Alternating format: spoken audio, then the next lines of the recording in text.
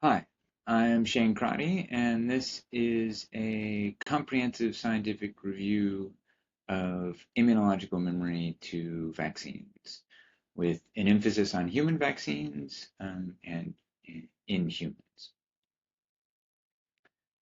This review will have an introductory section, and then we'll cover all three major cell types of immune memory in the adaptive immune system. In turn, B-cell memory, CD8 T-cell memory, CD4 T-cell memory, and then the very important antibody component of memory, as the success of most vaccines is dependent on antibodies. For each of these sections, I will cover what's known and understood about durability, functionality, tissue memory, and hybrid immunity being the combination of vaccine-elicited and infection-elicited immunity.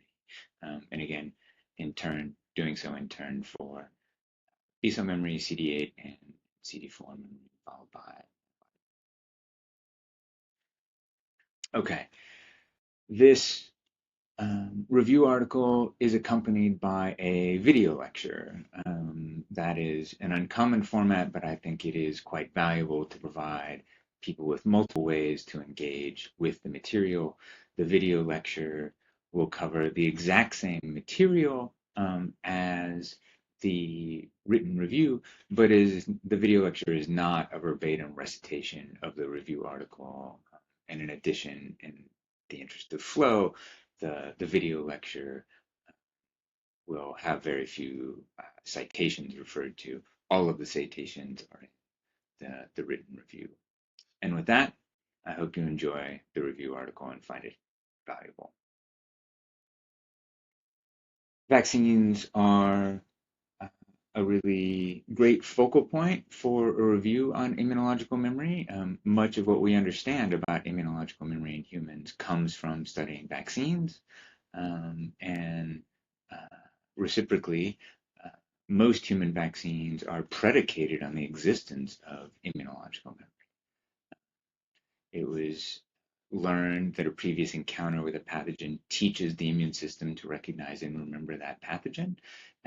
And thus, this was um, evolved into uh, determining that an encounter with a vaccine uh, could instead teach the immune system to recognize and remember a pathogen before encountering that pathogen, and thus be able to have immunological memory that would provide protection against a future exposure to a given pathogen. And all of this ties into really the two fundamental attributes of the adaptive immune system: to recognize an antigen and then remember that antigen. And I think it's worth noting, keeping in mind that remembrance of things past is not necessarily the remembrance of things as they were. That is to say, the initial recognition event is not identical to what is retained in immunological memory. Vaccines have extraordinary medical value and public health value, and therefore it's of high value to understand immunological memory to vaccines, both to understand current vaccines and absolutely to help better develop future vaccines. Pediatric vaccines have saved the lives of approximately 154 million children since 1974. Independently, COVID vaccines saved approximately 20 million lives just in the first year and a half after their introduction. Um, in addition to the fundamental value of vaccines in saving human lives and preventing hospitalizations and debilitating conditions, vaccines, given that they are preventative care, save many billions of dollars every year in healthcare costs. Vaccines prevent a wide spectrum of human disease conditions that includes cancer, deafness, blindness, brain damage, paralysis, and now even Alzheimer's. Cancer, particularly with the hepatitis B vaccine, and equally importantly, the human papillomavirus vaccine. Deafness and blindness, uh, saved by the rubella and measles vaccines, brain damage prevented by the measles vaccines, paralysis prevented by the polio vaccines. Even as late as 1988, there were approximately 350,000 cases of polio every year in the world, and with further utilization of the polio vaccines, those numbers dropped down to essentially zero. And in the past year, it's suddenly become recognized that the shingles vaccines uh, can prevent Alzheimer's and dementia. When thinking about immunological memory, classically, circulating immune memory is what has been studied and understood. Circulating B cells, circulating memory CD8 T cells, memory CD4 T cells, and then in terms of humoral immunity, there's both the cellular component of memory B cells and the secretory component of the circulating antibodies being produced by plasma cells. But in recent years, it has also become clearly recognized that tissue resident memory cells are also a very important component of immunological memory and protective immunity. And thus, this review will cover those topics additionally. Resident memory B cells, resident memory CD8s, resident memory CD4s, and local production of antibodies. Why are all of these valuable, or at least potentially valuable? Well, that's illustrated in this diagram, which shows a representative respiratory viral infection, and that if all that is available is circulating immune memory, one can potentially have transidated antibody into tissue, but beyond that, there's going to be an inability of this immune memory to immediately to provide protection in the tissue. And thus, if antibodies are in the tissue and there is resident memory in the tissue at the portal of entry, there's a much greater capacity to immediately recognize the infection and control the infection rapidly in that initial tissue site, and shown here as layers of immunity. Potentially, in a best case scenario, antibodies in that initial tissue can completely block the viral infection. But if that does not occur, then if there is local tissue memory, those additional layers of tissue resident memory T cells and potentially resident memory B cells can further restrict and end that viral infection before it can spread to additional tissues and potentially before it could be transmitted to other individuals.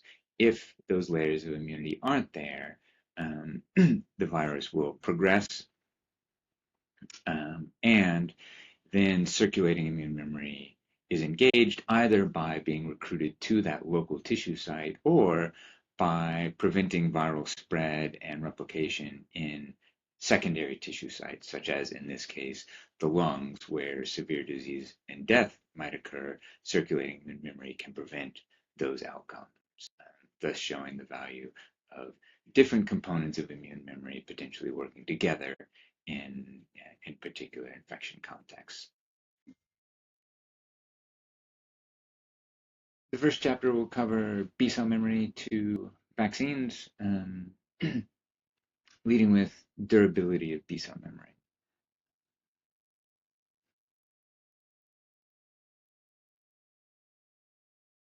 B cell responses develop in the following way.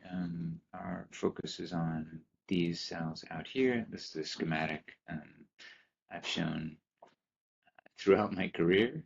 And here's a new stylized version of the same concepts.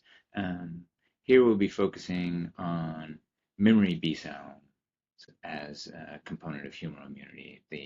The plasma cells, the antibody component, will be, again, in a later section. The vast majority of the memory B cells are germ center derived.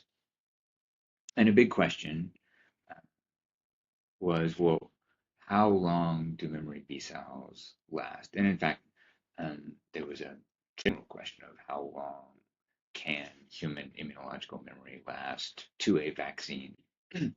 And so a foundational study in 2003 uh, demonstrated memory B cell longevity in humans for up to 60 years with really a long apparent plateau phase suggesting lifelong maintenance of B cell memory.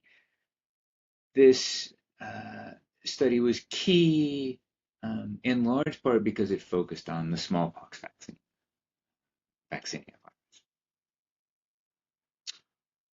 Why is that relevant? Well, when asking how long does human immunological memory last, context matters. And so smallpox um, is valuable to study because it's probably the biggest single infectious disease killer in human history over the past several thousand years. It's highly infectious, highly lethal.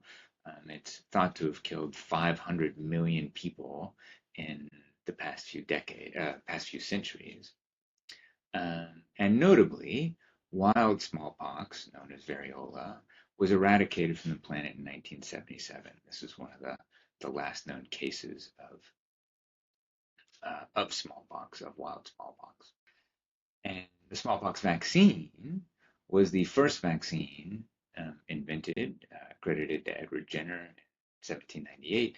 And it really has to be considered the gold standard of vaccines because it's the only vaccine to lead to eradication of a disease, which is a phenomenal accomplishment, particularly for a disease with such a high mortality and morbidity burden on the human population. And that the vaccine, just to be clear, is essentially a live attenuated viral vaccine. So as a result of those temporal characteristics, uh, the smallpox vaccine was a very good candidate for assessing how long does human B cell memory last to a vaccine. And that's because while smallpox was eradicated worldwide in 1977, and so there were no wild cases thereafter, there were not cases in the United States for quite a long time before that. And smallpox vaccination was ended in the US in 1970. Additionally, the smallpox vaccine is a manufactured vaccine. It's in manufacturing facilities, and there's no related um, pox virus, orthopox virus, circulating. And as a result, there's really no viral exposure for the vast majority of Americans and people in other countries from 1977 to the present. And a central concept of immunological memory is when we talk about immunological memory, we're really talking about antigen independent maintenance of immunological memory. And this will come up repeatedly in the course of this literature. Uh, can re-exposure to a given antigen be excluded as the source of um, the memory being measured in um, many studies throughout the literature in humans. And in this case, there's really robust evidence for smallpox that there's no new exposure to those antigens. And so as a result, one can ask since 1970, since 1977, and really for most people for decades prior to that, uh, how long is B cell memory potentially maintained in humans in the absence of any re-exposure to antigen? And the answer, as shown, is put in this graph, where individuals were recruited who had gotten the smallpox vaccine some decades in the past or quite recently for first responder status and could assess what the kinetics of that memory was. And while certainly the frequency of memory cells dropped um, between a few months and something like 5 to 10 years post vaccination, it then appears to enter a stable plateau phase, again, with memory detectable for at least 60 years. There was related work by Jim Crow and colleagues thereafter studying memory to the 1918 influenza H1, and they were able to demonstrate detectable memory B cells that could recognize that 1918 H1 in nonagenarians and centarians.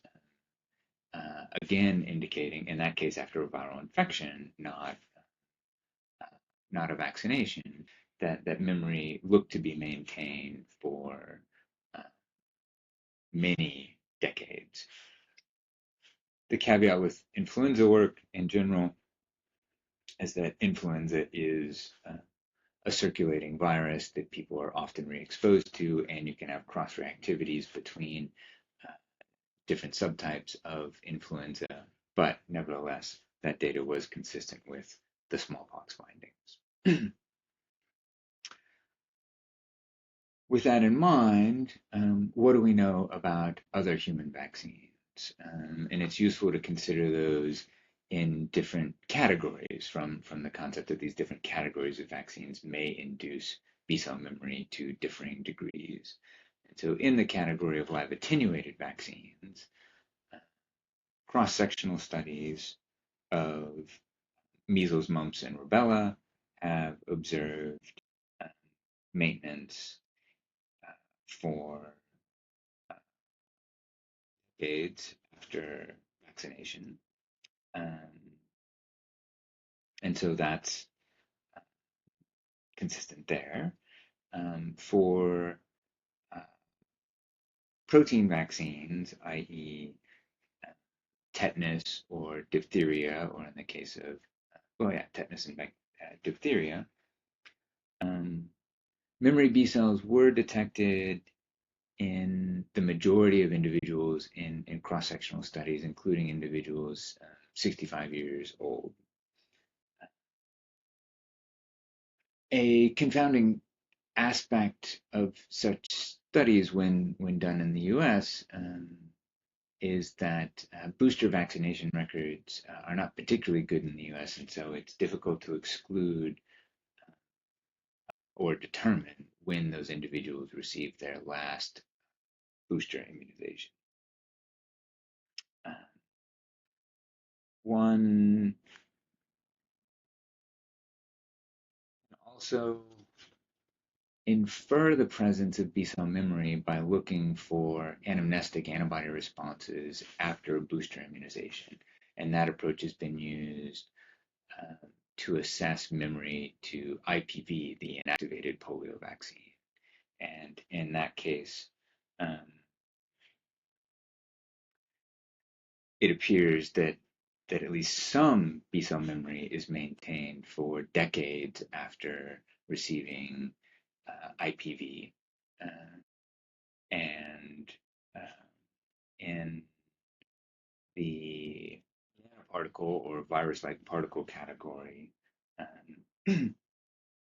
people have measured memory to the HBV vaccine with that same strategy of looking for an anamnestic antibody response after a booster immunization, and have seen anamnestic antibody responses 10 to 15 years after HBV vaccination. One caveat to the use of anamnestic antibody response as a readout is that the anamnestic antibody response may be a function of both B-cell memory and CD4 T-cell memory providing help to the B cells, or just one or the other. And so that's worth considering. Nevertheless, those data do seem consistent between studies with different readouts and different types of vaccines, that many of these vaccines just described in humans can generate B-cell memory that lasts for at least 10 to 15 years and likely decades. Another very interesting example is the rabies vaccine, and this is particularly interesting again, because of the clarity of the studies, in that your average person is not being exposed to rabies. Rabies is a fatal infection. And so a vaccination, a primary vaccination of individuals not previously vaccinated or exposed is a good reference point for the ability of an inactivated vaccine to generate memory. And in fact, a single dose of rabies vaccine is able to generate memory that is maintained for at least a year.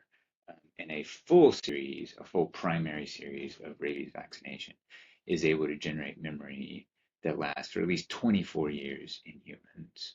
Again, compelling evidence of long-lasting generation of B-cell memory in humans in the absence of re-exposure.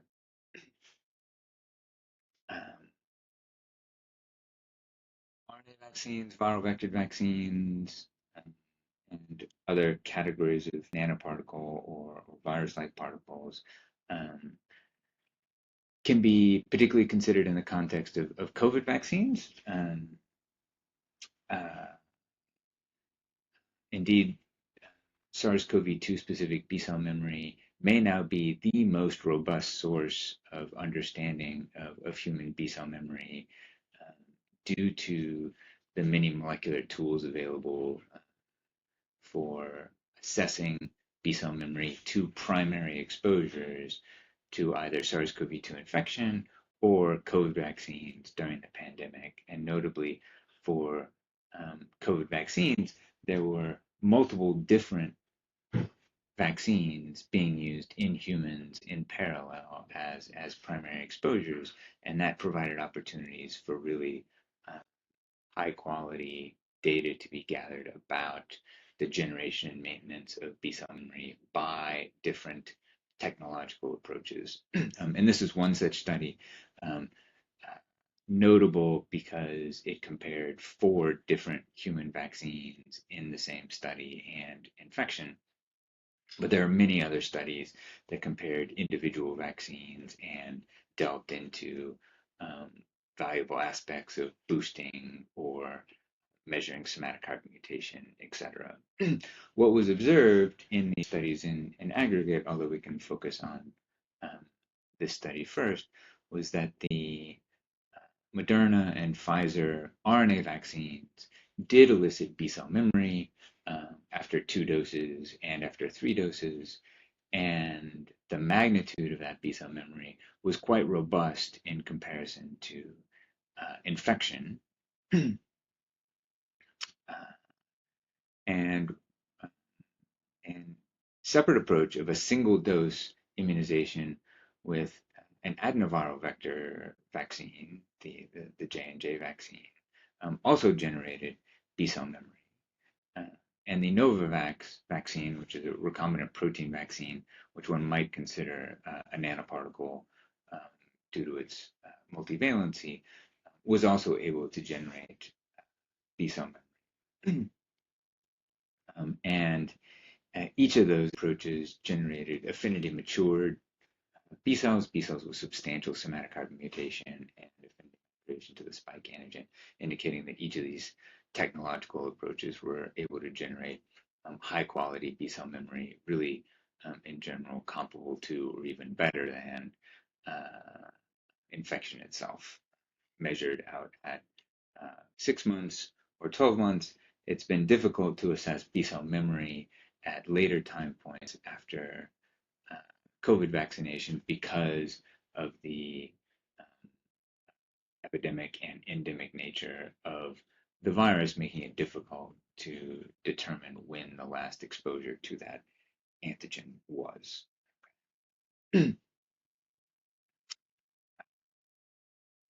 So, with that in mind, yes, B cell memory can be generated to multiple different types of nanoparticle vaccines, i.e., the hepatitis B vaccine and the Novavax COVID vaccine. The RNA LNP vaccines generate robust memory to SARS-CoV-2 spike, and viral vectored vaccines can clearly generate B cell memory. Also, um, circling back to the inactivated viral vaccines,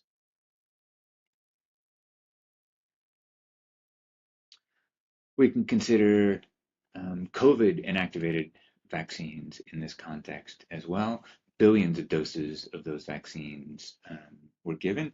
They did elicit B cell memory, but that B cell memory was substantially lower than the B cell memory elicited by RNA vaccines or infection itself, really 10 to 100-fold lower. They were not nearly as effective. The topics of conjugate and polysaccharide vaccines are important, but not easy to study and understand. Um, the B cell response and B cell memory to a true polysaccharide antigen as a primary exposure would be T independent and germinal center independent, and would be memory B cells coming from sort of essentially this path of responses, whereas memory to a conjugate vaccine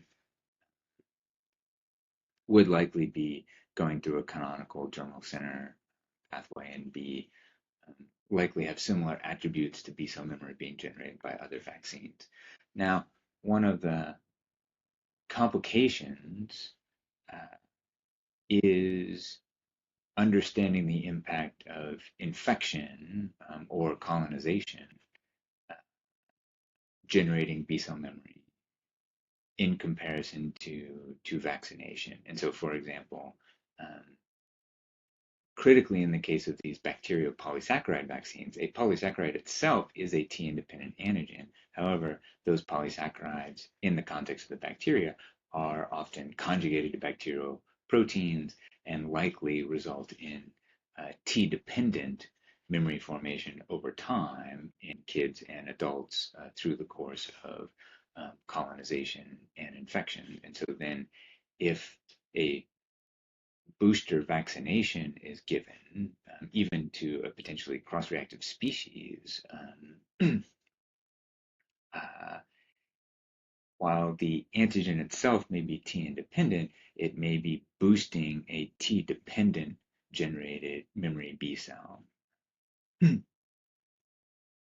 And so we do need to better understand the nature and consequences of that, which again ties back into general knowledge gaps that we have about B cell memory in different contexts, both its initial generation and then the impact of confounders of exposures. And so, to summarize, the knowledge gaps we have, well, to summarize before, it is clear that B cell memory is generated to a wide range of human vaccines. And that B cell memory can be quite robust, and in many cases, it can be maintained for confirmed 60 plus years, and truly appears that in some cases, single dose vaccination can result in lifelong maintenance of B cell memory at quite stable levels for decades.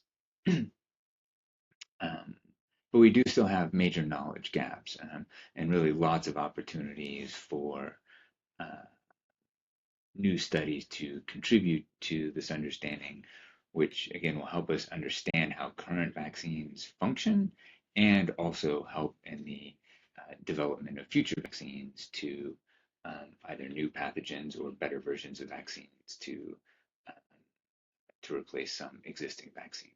So, what are those knowledge gaps? One big one is one big one is lack of direct quantitation of antigen binding memory B cells by flow cytometry for most human vaccines. One can successfully measure B cell memory through multiple experimental approaches, but really direct binding is the most direct and most quantitative approach. While that's been done for COVID vaccines and some other context. It hasn't been done for a majority of human vaccines, and that is a real knowledge gap. A second major knowledge gap is the lack of longitudinal data from individuals. Uh, this can obviously be very challenging data to acquire, and particularly over the length of human lifespan. Um, but longitudinal data does have really high value to collect. Most of the available data is cross-sectional data, which I think is compelling, but not as direct as longitudinal data for assessing kinetics and durability and distinguishing whether they are the same or different between individuals, and particularly over longer periods of time. But even over the course of a year, there's actually very little longitudinal data for the vast majority of human vaccines. A third knowledge gap is that, as mentioned before, it's really important to better address the confounders of potential exposures in such studies, whether they be reinfections, re-exposures to antigen, or undocumented um, immunizations. A great example of this is pertussis. The pertussis vaccines are important vaccines, um, and it's known that pertussis circulates to some degree, but recent studies by the SETE lab looking at T-cell reactivity have indicated that people in the community who have been vaccinated with the modern acellular pertussis vaccine that only has approximately 5 antigens in it, those individuals have T-cell reactivity to pertussis antigens throughout their pertussis genome, and that T-cell reactivity is as high or higher than the T-cell reactivity to the vaccine antigens. And what those data indicate is that people are actually getting exposed and infected with pertussis substantially and plausibly repeatedly, and that the memory that they have is being boosted almost certainly by those re-exposures, but also being modulated and affected by those re-exposures, which was not uh, appreciated even 5 years ago. And one can think of other vaccines where that's a important set of factors to keep in mind. Next, understanding the detailed kinetics of memory B cells in midterm time ranges, really in the range of 1 year to 10 years. There's a reasonable number of studies that have looked at B cell memory over the course of, say, 6 months. And then there are high quality studies that have looked at B cell memory cross-sectionally at people who got vaccinated 50, 60 years ago. However, what's occurring in this more intermediate range is less well resolved.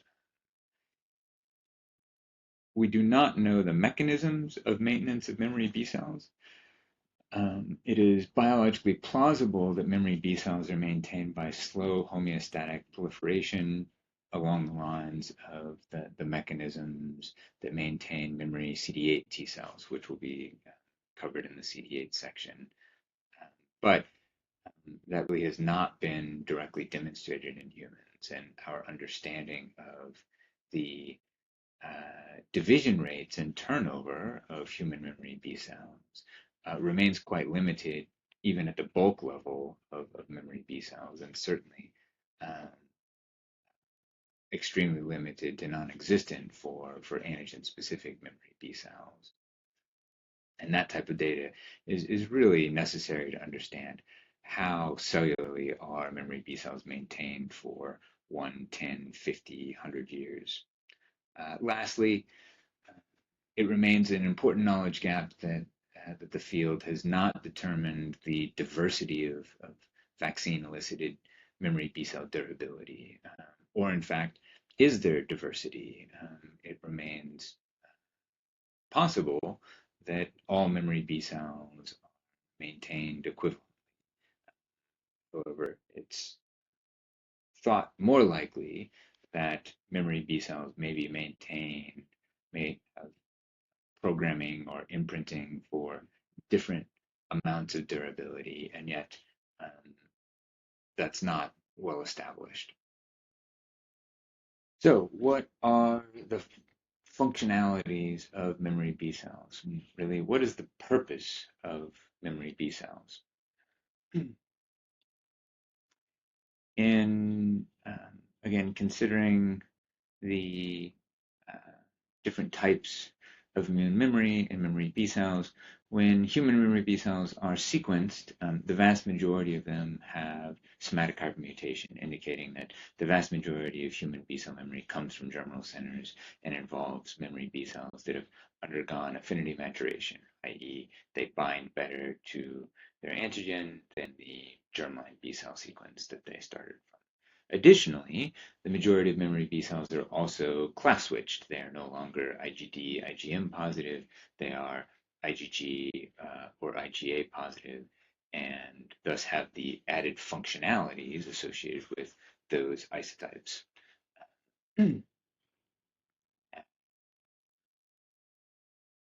So while memory B cells have those added functional attributes, what are their actual functionalities? A more uh, direct way of asking that question is, first of all, if memory B cells are so great, as just described, and they are persistent for long periods of time, why do people still get infected with pathogens to which they've been vaccinated against?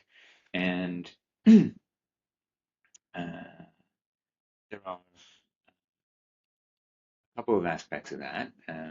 And here are the two critical functionalities that will be talked through here. One is memory B cells are responsible for anamnestic antibody responses.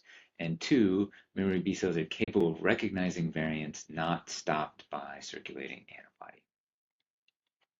And so let's actually start with, what do memory B cells not do? Memory B cells are quiescent cells. They are not actively producing antibody, and so they are not capable of providing sterilizing immunity because they don't have any immediate effector function. Additionally, evidence supports that memory B cells are not required to replenish the plasma cell compartments. Instead, memory B cells serve to limit disease severity to tolerable limits. Okay, memory B cells will reactivate upon re-exposure to a pathogen and then have activities. So the most direct and straightforward activity that's well recognized is anamnestic antibody responses entirely come from memory B cells. And that involves memory B cell activation, proliferation, and differentiation into plasma cells, plasmablasts if they're still proliferating, and that renewed antibody production could potentially provide some degree of protective immunity. That protection, and thus the value of that functionality of memory B cells, is context dependent. In particular, it is time dependent and pathogen dependent. And so the time dependency is as follows. It takes time for memory B cells to be activated, proliferate, and to differentiate into plasma cells. And in the literature, the fastest recall plasma cell responses that have been observed are in the blood are 5 to 10 days post-exposure. And that's the plasmablast.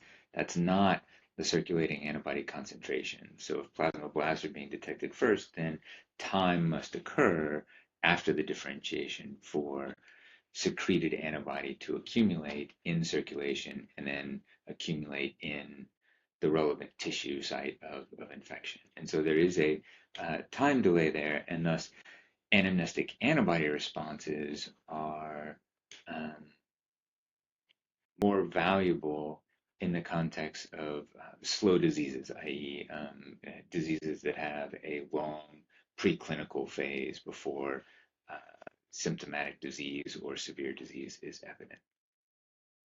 So one example of this is hepatitis B. Hepatitis B often takes 30 to 90 days before symptoms are evident.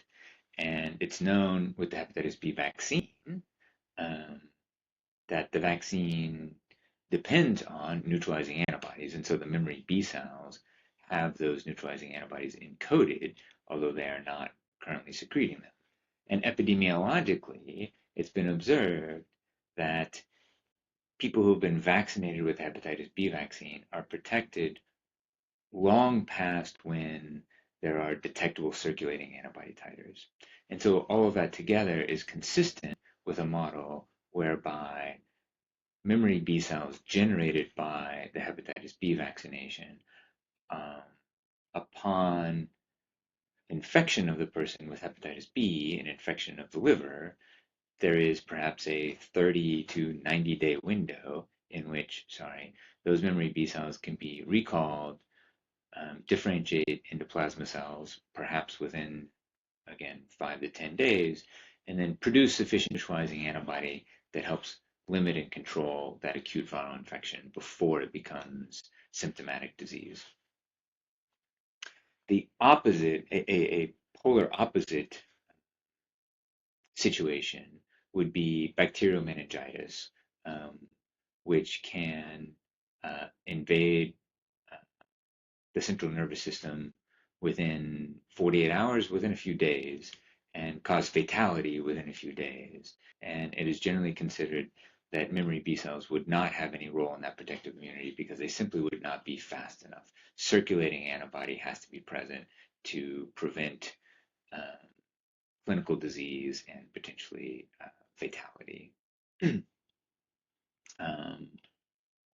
Similar situations occur to other diseases to differing degree. Okay, I was just providing you two relatively extreme but very real examples. Flu is likely to be an example where memory B cells will have a limited role because flu infection can result in symptomatic disease within 24 to 48 hours. And transmission shortly after that, which is probably too narrow of a time for memory B cells to be functionally relevant, at least by peripheral reactivation, migration into a tissue, and production of antibody. COVID is probably somewhere in between, whereby circulating memory B cells are quite unlikely to be relevant to symptomatic disease and transmission of that virus in the upper airways. But severe disease and death comes from, of course, infection of the lungs. And this can be occurring 14 or more days later. And so it's plausible that the memory B cells may have sufficient time to activate, differentiate, and produce neutralizing antibodies relevant for prevention of severe disease or death. In the context of hybrid immunity, if those memory B cells were already in the local upper airway tissue, they may be more able to certainly reactivate faster and perhaps limit viral spread more so than if the memory B cells are in circulation. Those have not been definitively established, but you can see what parameters are relevant for those considerations. So that's anamnestic antibody responses. Second is recognition of variants, serotypes, related viruses or bacteria that are not stopped by circulating antibody. So it has been known for quite a long time that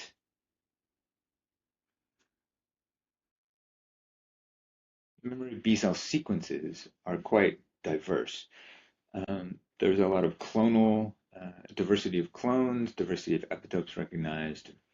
Um, for example, in humans with CD8 T-cell responses at a sequence level in sequencing TCRs, CD8 T cells often have large clonal expansions, identical clones, large numbers of identical clones, and that is reflected in the memory CD8 T cell pool. However, in the memory B cell pool, even just by bulk B cell receptor sequencing, BCRs are quite diverse, and there are actually very few, there are relatively few clonal expansions of identical sequences.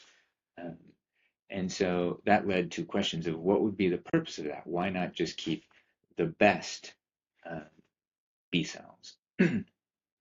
And what's become clear is that uh, memory B cells can serve as a library of guesses made by the immune system, essentially made by the germinal center, about what variants might look like, uh, such that if the virus changes or if you get infected by a related virus of some form, um, you may be able to recognize that variant, not just the identical uh, virus that you were initially infected with. And this uh, has a clear differential protective value because if the plasma cells are mostly focused on the exact strain or exact antigen that you were initially exposed to, uh, that's great. If you get re-exposed to that virus, those antibodies can neutralize that exact sequence. But if the virus has escaped these sequences, uh, what's do you then have no humoral memory, no B cell memory that could be helpful? No. Instead, you have memory B cells that don't have the identical recognition capacities of this and instead have greater diversity of recognition so that they could still be memory response to a virus not directly matching the recognition of the circulating antibodies.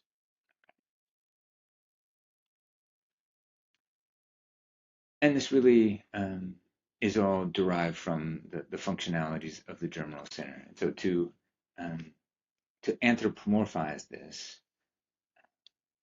it appears that the immune system over millions of years of evolution has uh, learned that encountering one virus or bacteria implies the potential existence of cousins, relatives of that virus or bacteria that might be out there or might be out there in the future. And it is worthwhile to make guesses about what those cousins might look like so as to have at least some partial protection against that in the future.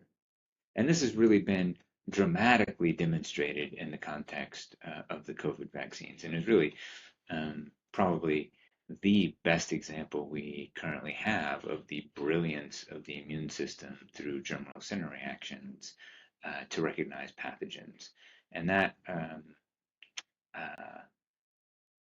occurs in the following, where in terms of memory B cell and recall of B cells that recognize a variant and are distinct from the initial recognition. And so one can see that in the context of uh, the Omicron spike, SARS-CoV-2 spike.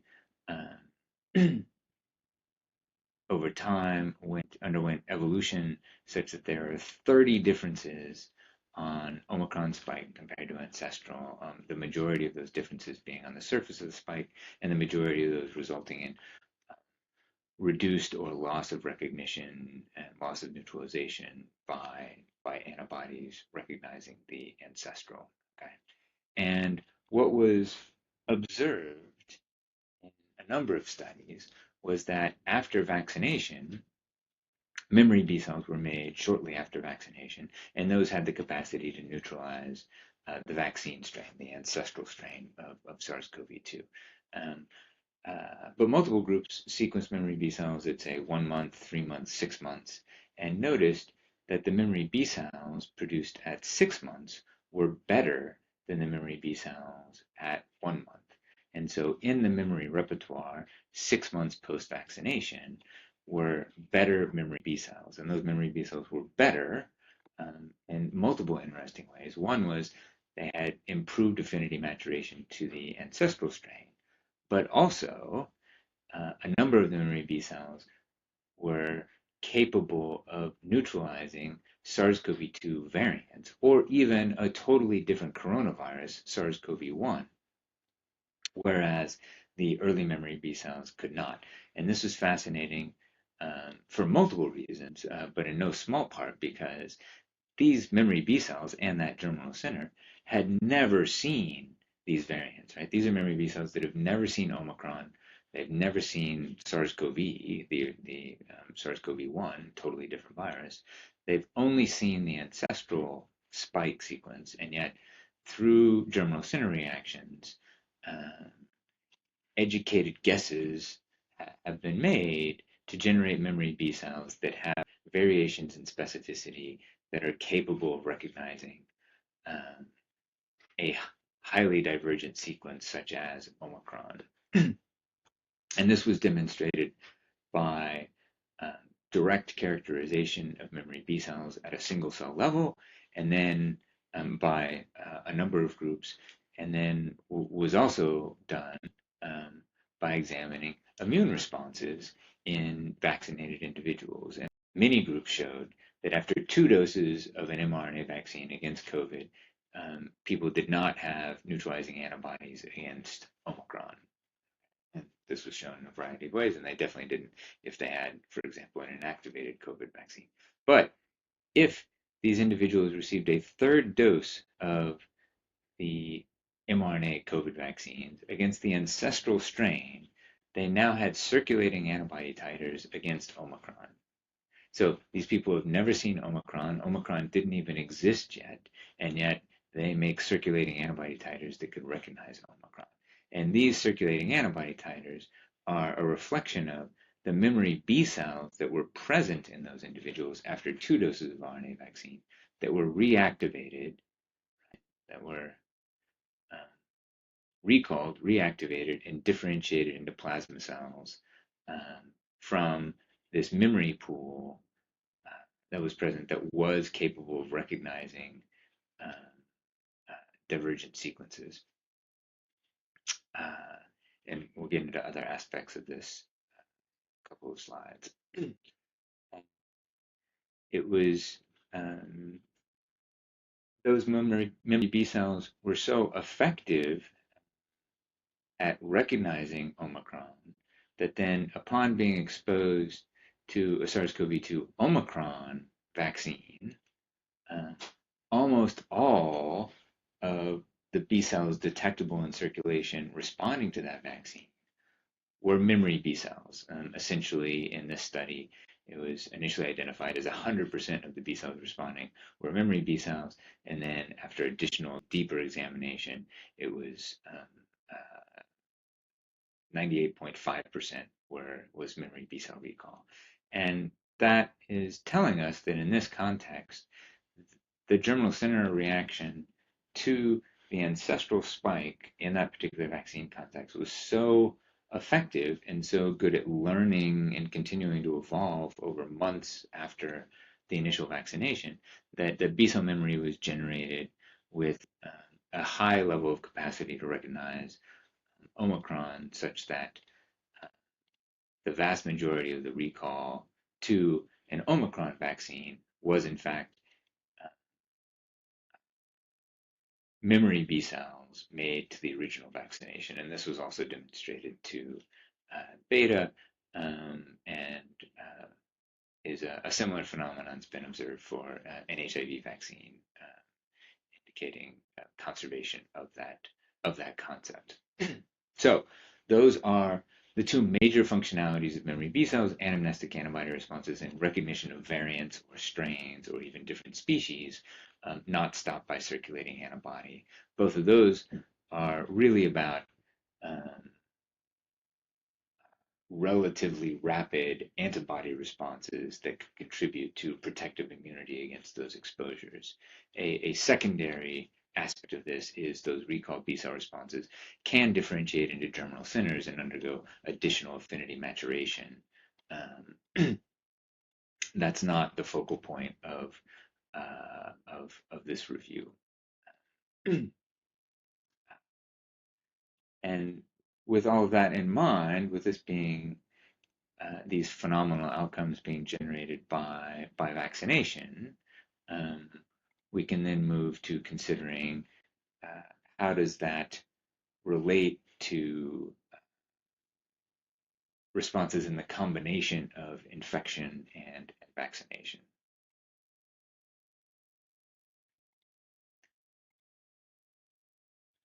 Hybrid immunity was first reported in the context of COVID. Hybrid immunity is the combination of immunity generated by infection and immunity generated by vaccination.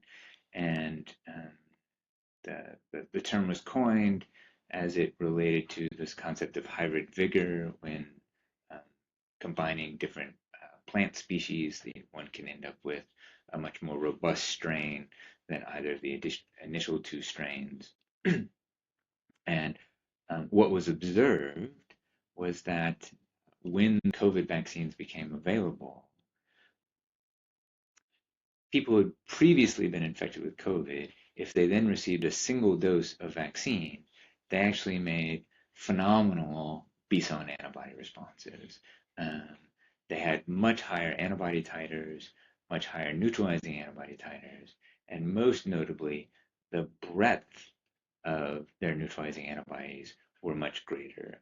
And this directly connects to these concepts just discussed in functionality. Why would that occur? What is the mechanism of hybrid immunity? And it's really embodied in the memory B cell compartment at the time of the exposure to the vaccine. That those individuals who'd previously been infected had generated a memory B cell compartment with significant frequencies of memory B cells, but also diversity of sequences that had undergone affinity maturation, so that now when they get recalled to a vaccination, uh, those memory B cells can differentiate into plasma cells and create circulating antibody titers representing the specificities that were present in that affinity matured memory compartment, i.e., now can recognize a diversity of variants and again, even diverse species of viruses. And what's been shown is that hybrid immunity can happen in either direction, either if a person is infected first and then vaccinated, or vaccinated first and then a breakthrough infection. In both scenarios, hybrid immunity can occur, which is consistent with the B cell biology of, in both of those scenarios, germinal center responses have been demonstrated to be successful and generate substantial frequencies and diversity of memory B cells, both in the context of infection and vaccination. And indeed, when looking at memory B cell recall, these data are also quite consistent with that the memory B cells generated either to initial infection or to vaccination had breadth of specificities, and so when they had high frequencies and breadth of specificity. So when they got recalled, either to a vaccination or a breakthrough infection, a large fraction of that response is memory B cells, not naive B cells. which again connects back to the functionalities discussion uh, before. Now, tissue immunity is another topic of interest. Most vaccines, when most of what's studied about vaccines is the generation of circulating memory B cells. Are there also tissue resident memory B cells, BRM? When considering tissues of the human body, um, it's clearly been demonstrated that there are CD8 and CD4 tissue resident memory cells in many tissues. It's less well established for B cells. They're putative resident memory markers, um, uh, observable in a number of tissues. But in the context of vaccines, um, and actually in terms of infections, just in terms of antigen-specific B cells, there's limited data available. There is data from flu infection and SARS-CoV-2 infection, COVID, that BRM can be detectable in human lungs. Um, and we've done an exploration of BRM in human upper airways for COVID, but there's much more to be determined about these cells and local B cell responses in general. Our lab recently did a study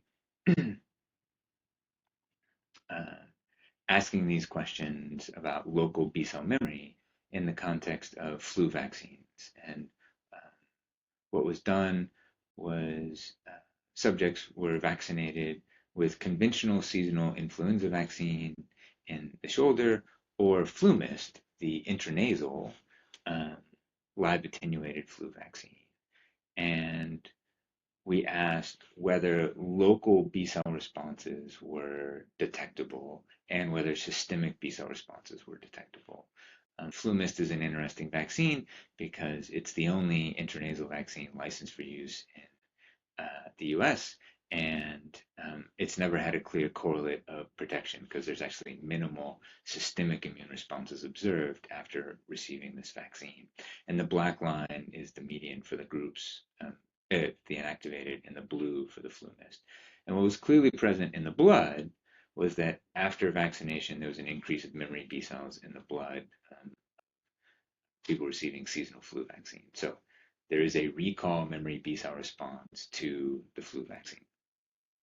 That did not occur in people receiving the FluMist vaccine, consistent with other literature. Now, instead, look locally in the upper airways in the site of administration of the FluMist vaccine and distal to the site of the conventional seasonal vaccine. And strikingly, we observed for a conventional parenteral vaccine, there was essentially no increase in local memory B cells in the upper airways after vaccination, consistent with the concept that local antigen is probably required for memory B cell migration and or retention. In dramatic contrast, in response to the flu vaccine, there was clearly a memory B cell response in the majority of people, and not shown here, to the majority of strains, in contrast to virtually undetectable memory B cells in the blood of the FluMist recipients. It was also demonstrated that these B cells locally had activation markers and the B cells in the blood did not, and vice versa for the seasonal flu vaccine, consistent with this FluMist memory B cell response being a local immune response in the upper airways after receiving this intranasal vaccine. These data demonstrate it is possible for a vaccine in humans to make a local memory B cell response and memory durable at least for a period of months. These data suggest that a parenteral vaccine does not generate tissue memory. One particular example to consider is COVID, where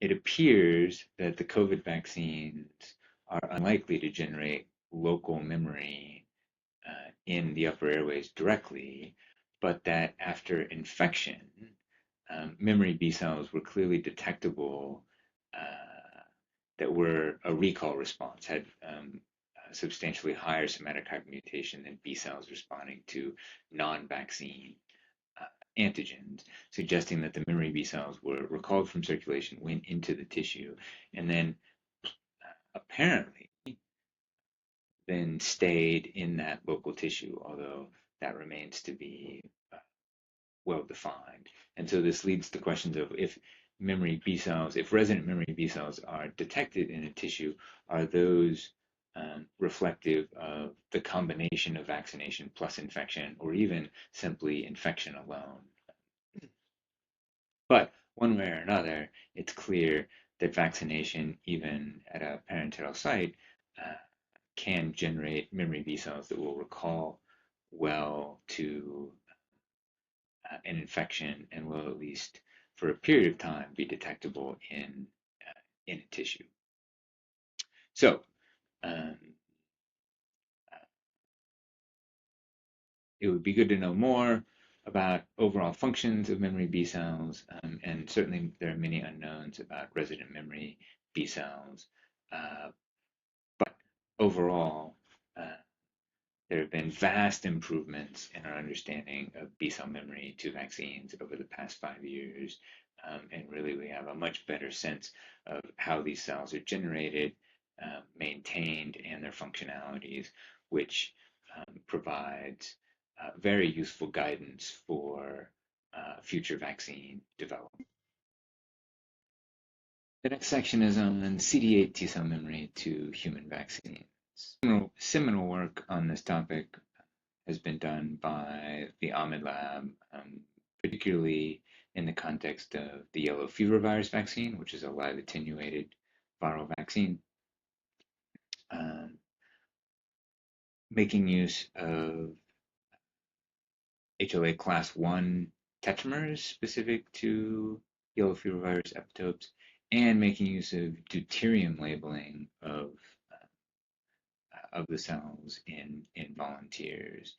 Uh, this has enabled the best data to date, uh, looking at least over the course of approximately a year, what the kinetics of a memory CD8 T cell response are in humans and what the half-lives, um, replication, division, cell division of those cells is like. There's a strong initial tetramer-specific response in the individuals that decays over the course of months. And the Ahmed Lab did 3 different deuterium labeling studies where they could demonstrate that the memory cells present out at this kind of time range did originate during the acute phase and had undergone substantial proliferation. Additionally, uh, they could they were able to do deuterium labeling experiments that could show the presence of deuterium labeled CD8 T cells 1 to 2 years later, uh, suggesting that over this window of time after the acute phase, there was little proliferation of the memory CD8 T cells during that time window. And in a third study, really highlighted here, where there's a late labeling of the deuterium, of the memory CD8 T cells with deuterium, they observed that the memory CD8 T cells were remarkably quiescent, with an estimated division rate of once every year and a half or so.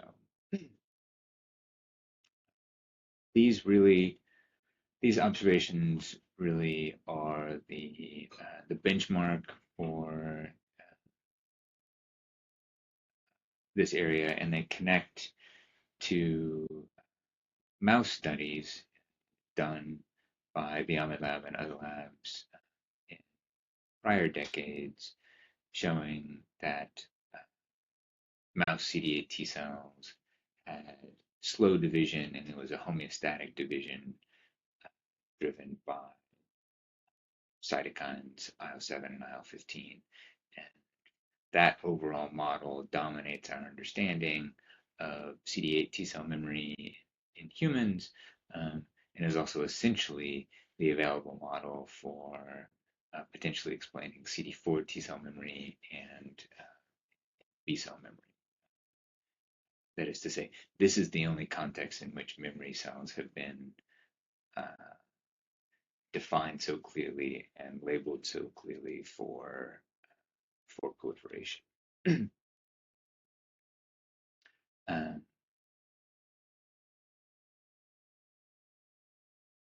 During the COVID pandemic, uh, a great deal of work was done to study CD8 T-cell memory responses to COVID vaccines and to COVID infection in hundreds of individuals, and doing so for certainly for RNA vaccines, but also for viral vector vaccines, particularly the adenoviral vector vaccines. And whether these studies were done with class 1 tetramers, with intracellular short-term intracellular cytokine, well, whether these studies were done with tetramers, long intracellular cytokine staining assays, ICS assays, or AIM assays,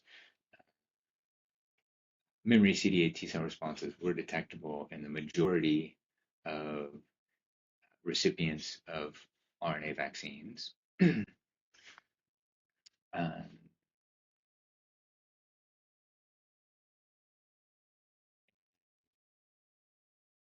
Individuals receiving adenoviral vector vaccines. Um, it was additional observations made in multiple studies were that uh, the magnitude of the vaccine elicited CD8 T cell responses were not that dissimilar from the CD8 T cell responses to infection. This would be all of the antigens, and then this would just be spike. And the kinetics of the memory CD8 T cell response to the RNA vaccines was not dissimilar to the kinetics measured for post-infection, which had been estimated to be 150 to 200 day monophasic half-life post-infection. Furthermore, boosting, i.e. a third immunization, did not have a big effect on CD8 T cell magnitude or kinetics. It was a measurable effect, but not a dramatic effect. And by actually looking at those responses, not only did we learn about memory T cell durability to generation and durability to these different types of vaccine platforms, RNA, adenoviral vectors, uh, protein, and inactivated. But we also learned differences in memory CD8 T cell functionalities because by intracellular cytokine staining assays, memory CD8 T cell acute, based on acute, like few hour interferon gamma production, conclusions were made that only the viral vector-based vaccines were eliciting CD8 T cell responses. However, based on AIM assays and based on overnight interferon gamma assays, memory CD8 T cells were detected in RNA vaccinated individuals quite consistently. And subsequent data using class 1 tetramers to directly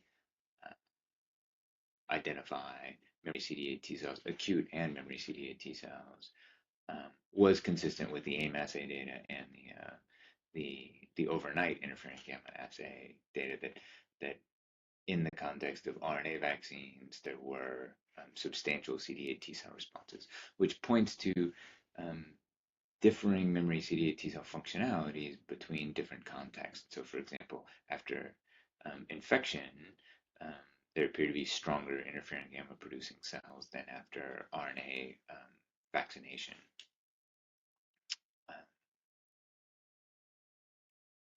So some of the measurements of CD8 T-cell memory can depend on the sensitivity of different assays. Um, uh, there's an interesting case, unique case of an individual who received 217 immunizations with COVID mRNA vaccines. And it was interesting that that individual had approximately ended up after 200 immunizations with approximately 5 to 10 times more memory CD8 T cells 6 months after the 215th vaccination. So it had 5 to 10 times more memory CD8 T cells than people receiving a normal number of vaccinations. And interestingly, even after all of those immunizations, the CD8 T cells appeared to be functional by conventional metrics. Memory CD8 T cells, as noted, have been measured to the yellow fever virus vaccine and COVID vaccines and multiple different platforms of COVID vaccines. There are also notable data from studying the smallpox vaccine because there, again, as noted earlier, it's much clearer that one can exclude additional antigen exposures as part of the interpretation. And by class 1 tetramer stains, memory CD8 T cells are generated after smallpox vaccination and can be observed for at least a year. And then in um, cross-sectional, can be observed for at least 6 months. Cross-sectional studies of people vaccinated 20 to 60 years prior found that memory CD8 T cells were detectable in about 50% of people. And then when only considering the 50% of people in whom smallpox vaccine-specific CD8 T cells were detectable, a half-life of those memory CD8 T cells of 9 to 15 years was calculated. And there have been individuals who were infected during the SARS-CoV-1 epidemic who did have detectable CD8 T cell memory 17 years later. So memory CD8 T cells can be detected for greater than 10 or 20 years to at least certain vaccines, although in general, those T cell levels appear to be low.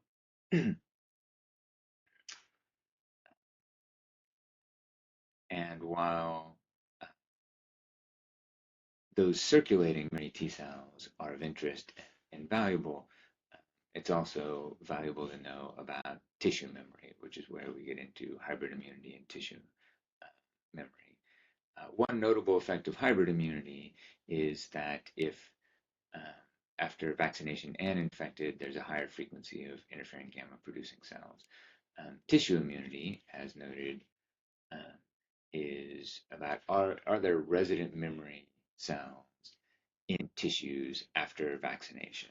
Um, so it's well described that there are tissue resident memory um, T cells, CD8 T cells, in a wide variety of non-lymphoid tissues after a range of viral infections. And a question has been, does that also happen after vaccination or not? Because vaccinations are generally parenteral in the muscle. And overall, the available data have weighed towards, in the specific case of COVID, that infection generates tissue resident memory, CD8 T cells, in lungs um, and in the upper airways. Um, but the vaccination does not result in TRM in either of those sites.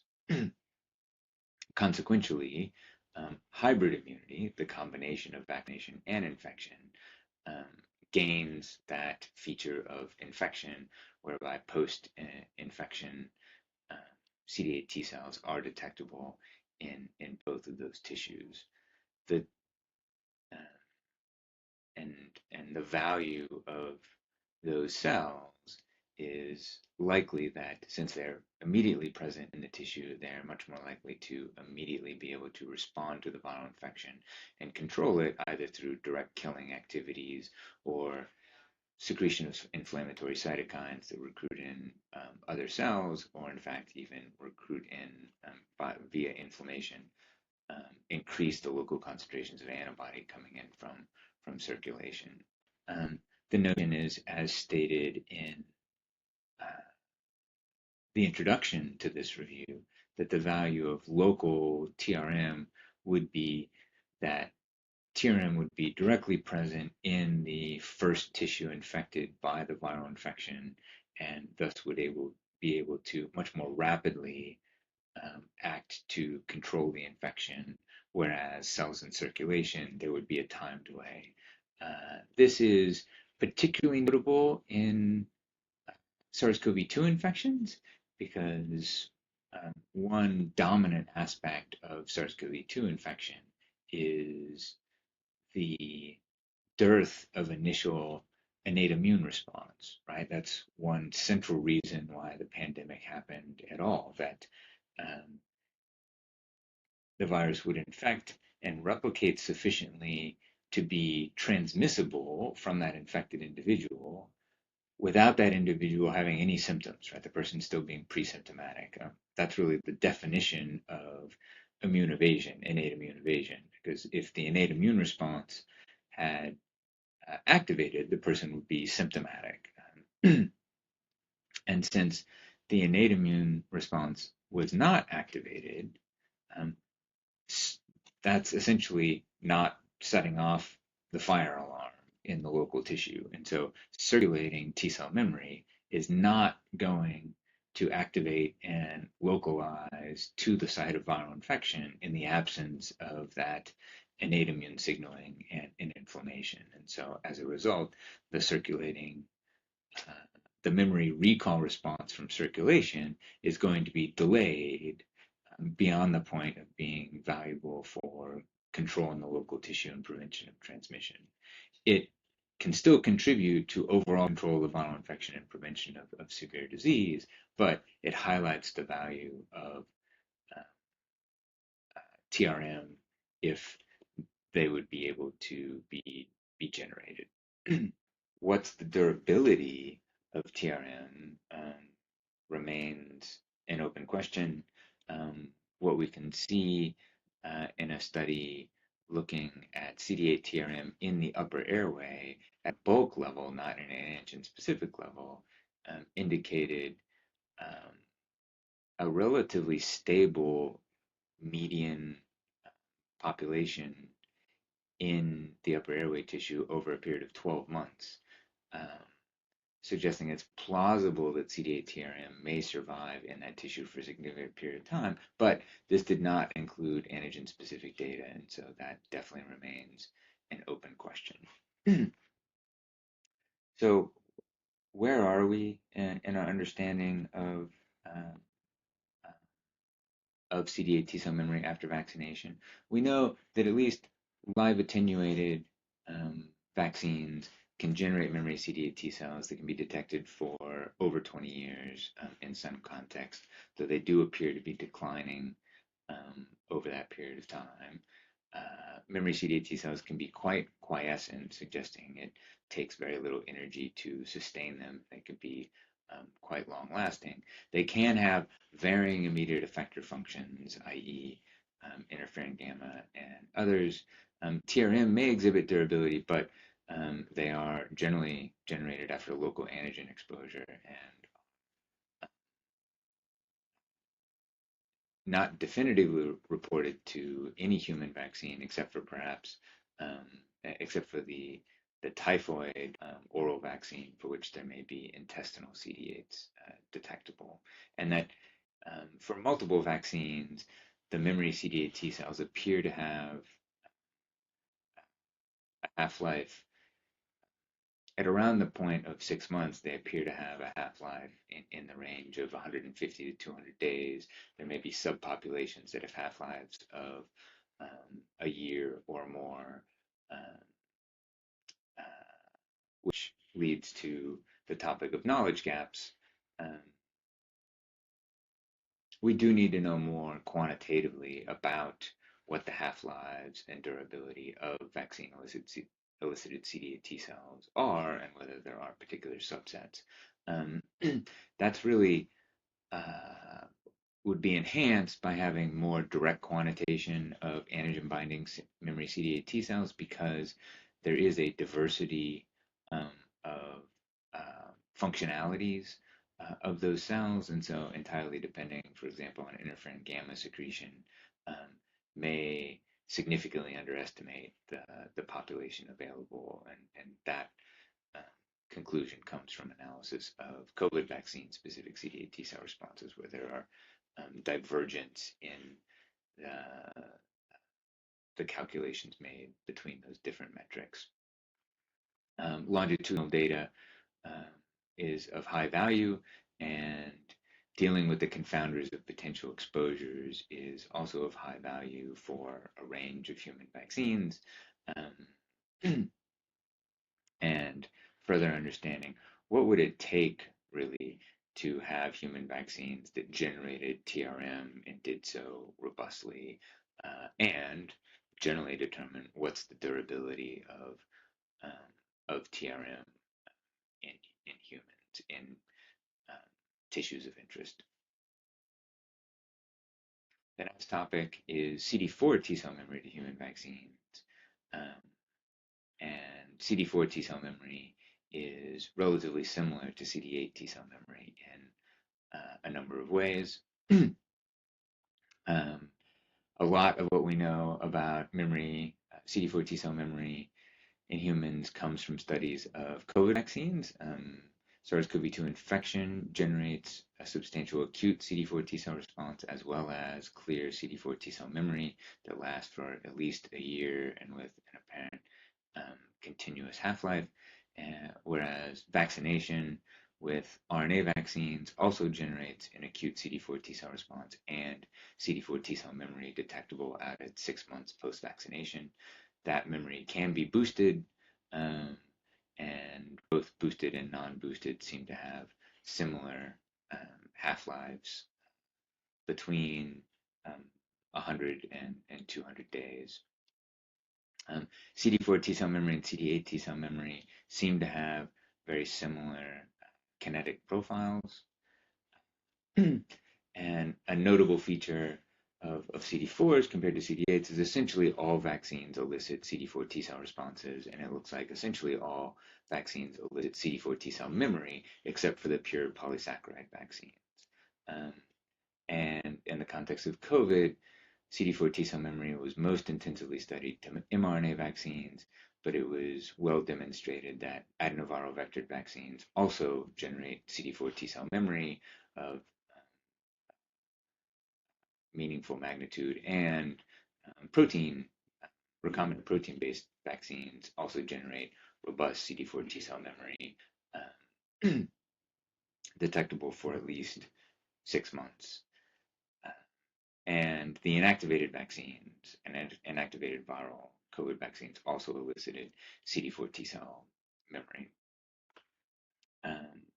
While that memory has been clear for at least a year, the assessment of longer durability of CD4 T-cell memory to COVID vaccines isn't usually possible because of the confounding effects of the circulating virus and ongoing endemic and epidemic events. To other vaccines, CD4 T-cell memory was observed for at least 18 months after a candidate tuberculosis vaccine. And there's also data for the smallpox vaccine, analogous to what was described for CD8 T cells, where cross-sectional studies of individuals vaccinated 20 to 60 years prior did detect memory CD4 T cells in approximately 50% of individuals who had been vaccinated 50 years prior. Measles vaccine specific CD4 T cells have also been detected over 30 years post-vaccination at quite low levels. altogether consistent with CD4 T-cell memory is generated, but appears to have a continuous decline over a period of years. One of the things about CD4 T cells is that they have clearly distinct differentiation pathways and distinct functions. There are Th1 cells, Th2 cells, Th17 cells, TFH cells, as well as regulatory T cells. And it's well described that those as effector cells are distinct cell types with distinct functions, and they can retain those attributes into a memory state in animal models. In the context of human vaccines, the vast majority of measurements of memory CD4 T cells have really been done as interferon gamma ELISpot or interferon gamma intracellular cytokine staining. And thus most assays over the past couple of decades have really been um, highly biased towards or focused on Th1 responses. In more recent times, people have started to directly measure antigen-specific CD4 T cells of different differentiation types, including in the memory phase. And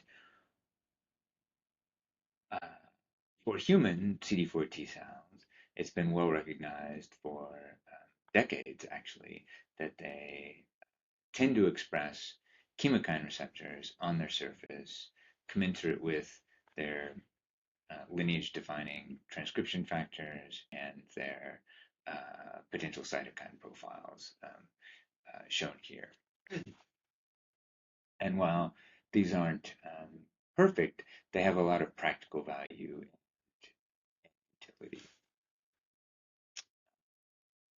To identify these cells, one can use the cell surface markers, but again, they're an imperfect surrogate. One can use cytokine expression, but only a subset of CD4 T cells will express cytokine in a given assay in a given time window, even if they are of a given differentiation pathway. Or one can use class 2 tetramer binding as a direct binding assay, but then that leaves out the cytokine profiles. So a combination of assays is often needed to get a fuller picture of the CD4 T cell populations that are present. And often now, AIM plus intracellular cytokine staining is used to capture the breadth of epitope specificities and functional states of those cells. a lot of experiments were done on memory CD4 to measure memory CD4 T cells in the context of COVID vaccines and to mRNA vaccines. It's clear that the dominant responses are Th1 and TFH CD4 T cells, and that memory Th1 and memory TFH are detectable to mRNA vaccines as the dominant components of the CD4 T cell memory to that type of vaccine. That was also the case for recombinant protein vaccines with a saponin adjuvant, i.e. the Novavax vaccine, and it was also the case for the adenoviral vector vaccines, predominantly Th1 and TFH memory. In general, no Th17 or Th2 type cells were detected, i.e. no IL-17 producers or IL-5, IL-13 producers. Notably, and it's not shown here, TFH cells can make IL-4, and so IL-4 is not a definitive marker for Th2 or TFH in the context of vaccines. And while lots of that was defined in the context of COVID vaccines, similar results have been obtained with other vaccines or candidate vaccines using the same technological platforms, i.e., RNA vaccines, have generally been reported to elicit Th1 and TFH type memory, and recombinant proteins with uh, type 1 inducing adjuvants have a similar profile. And adenoviral vectors, for example, in the context of HIV, again, predominantly Th1 and TFH. Um, and many vaccines do induce strong TFH memory, which is of value because these are the cells specialized for helping B cells. And so it is thought that these cells likely contribute to the recall, the anamnestic antibody responses and anamnestic B cell responses that are observed in many cases. So that's the functionalities. In addition, probably the best identification of Th2 and Th17 memory elicited in the context of a human vaccine is really in the context of the the pertussis vaccines. So the whole cell pertussis vaccines are the older generation of vaccines, and the acellular pertussis vaccines are the newer generations of vaccines. The whole cell uh, tends to produce a mixed Th1, Th17 type immune response, and that can still be detected years later, or at least that imprinting can be detected years later uh, in individuals who have not received the whole cell pertussis vaccine in 10 or 20 years. The acellular vaccine has much more of a Th2 profile, and those that does result in memory cells, and those memory cells can be detected for quite some time. Um,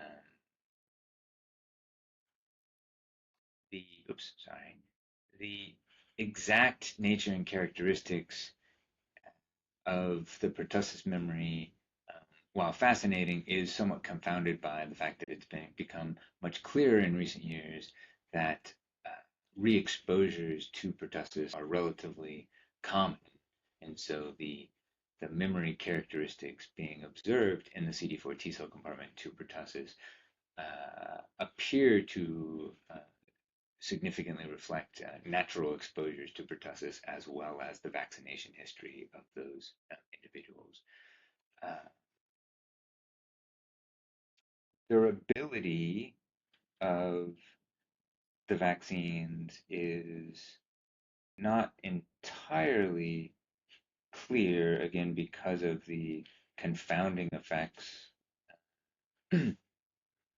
of re-exposures in terms of, distinguishing while there is CD4 T-cell memory durability to a variety of vaccines, is Th1, are Th1, Th2, Th17, and TFH memory all equally durable?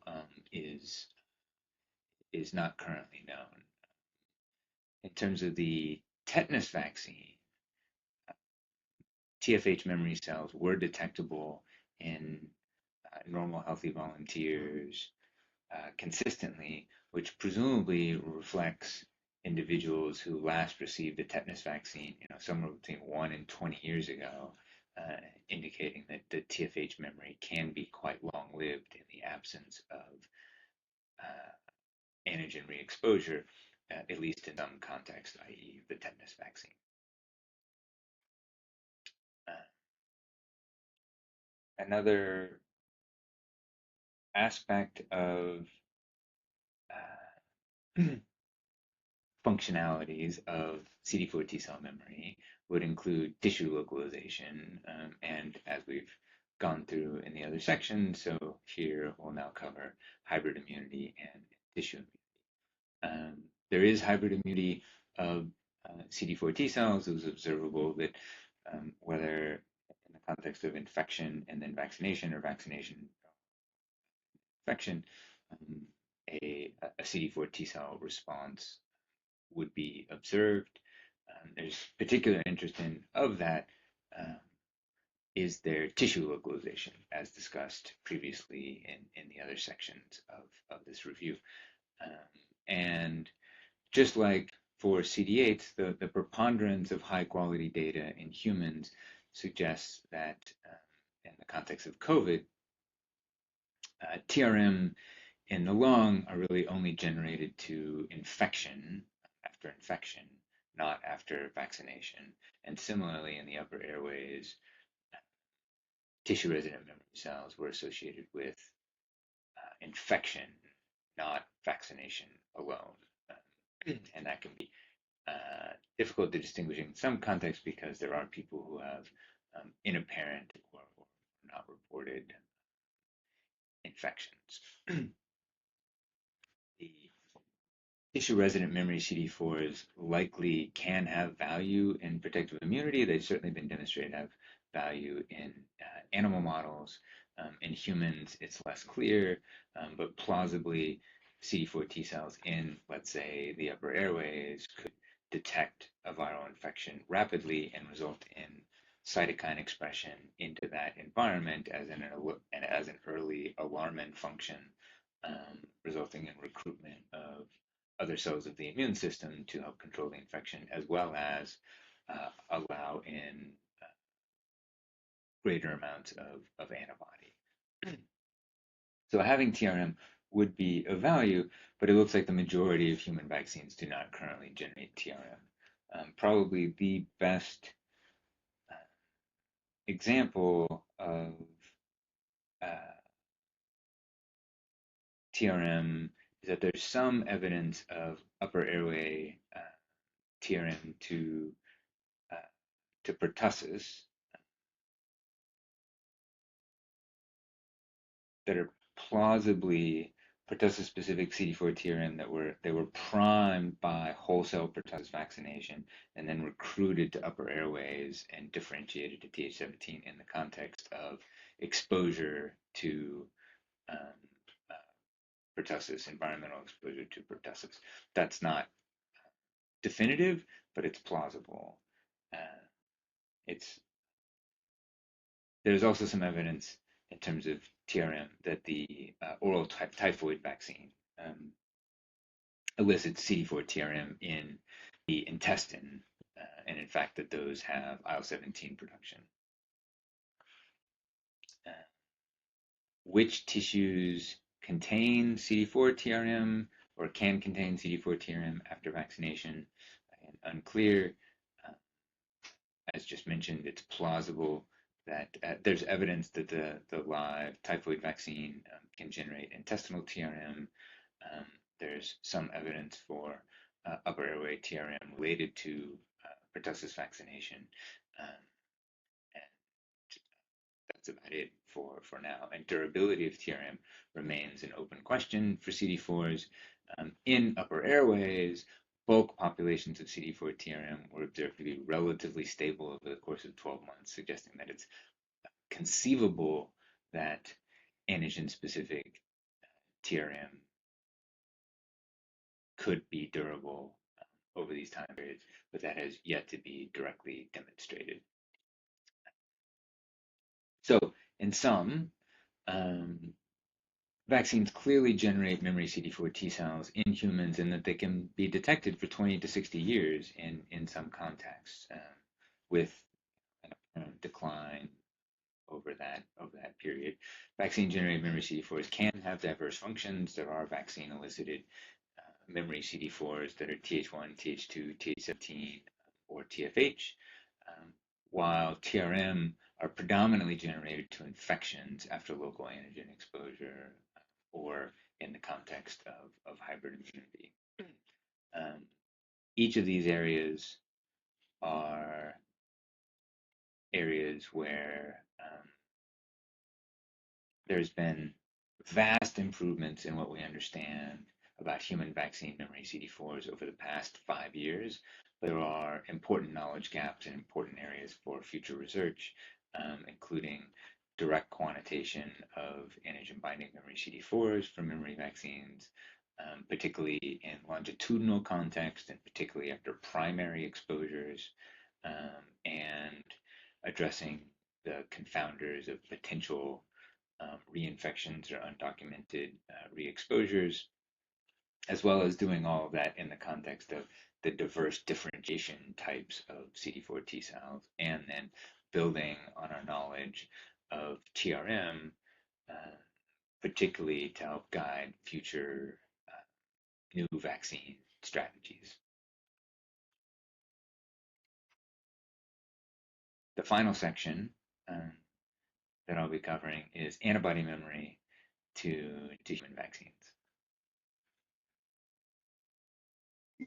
Um, Antibodies are of paramount importance in vaccines.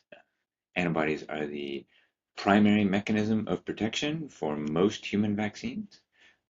Antibodies are the correlate of protection for almost all human vaccines. And they are the only mechanism of protection for a number of human vaccines. For example, the polysaccharide vaccines.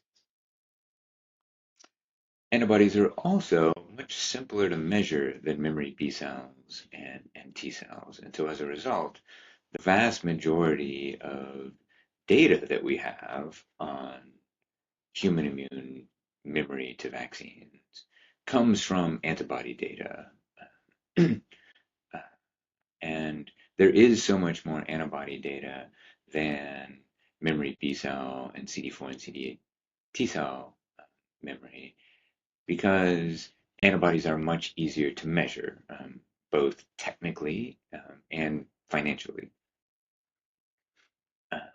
And so what do we know about antibody memory to vaccines in humans? There was a nice review specifically on this topic by Deepta Bhattacharya a couple of years ago, noting that there are differences in antibody durability to different vaccines. And that is certainly still the primary take-home message about antibody durability to vaccines. It is not identical in all cases. The basics of the cell biology here is that antibodies are produced by plasma cells, and these can be short-lived or long-lived plasma cells. And at short time points after an immunization or an infection, short-lived plasma cells are observed, and at some point, if they are going to be produced, long-lived plasma cells are produced, and then the short-lived ones have died off, and then the long-lived ones are left. And so if they're just those two cell populations, the serum antibody concentrations will follow a distribution something like this, where it's initially dominated by the short-lived plasma cell production, and is that once those stop producing, then antibodies will decay with a half-life of proteins in serum, which is known to be a half-life of approximately 21 days. And then at some point, you are left with only the circulating antibodies that are being produced by the long-lived plasma cells. Okay. And so when one looks at longer time points, which would be reflective of the long-lived plasma cells, what's known is that there are vaccines that can generate long-lasting antibody responses after a single exposure to the vaccine. And the smallpox vaccine is a critical data set in this area for the reasons described earlier in the memory B cell section, that wild smallpox has been eradicated, the vaccine is rarely used, there's no related virus, and so there's no opportunity for re-exposure to the antigen, and classically the vaccine is given as a single shot. And with all of that in mind, there's high quality data showing that antibodies can be detected in people 88 years after immunization.